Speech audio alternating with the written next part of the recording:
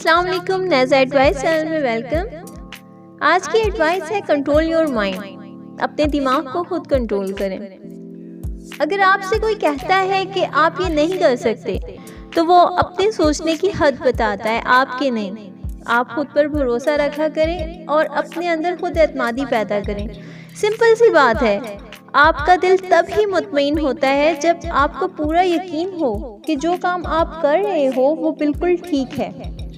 छोटी सी एग्जांपल है कि जहाँ पर 100 लोग हैं, लाजमी नहीं कि वो 100 लोग ही आपके साथ हों, 50 आपके मुखालिफ भी हो सकते हैं। सो इनको इग्नोर करें, इग्नोर देम और अपने मकसद पर फोकस करें।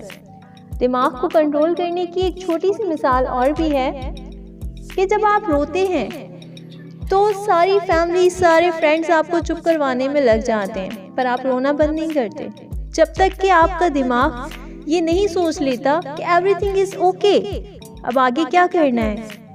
और जैसे ही आप ये सोचते हैं, रोना बंद करके आप मुतमईन हो जाते हैं। सिंपल सी बात है कि आप खुद पर भरोसा रखें और जो करना चाहते हैं करके दिखाएं।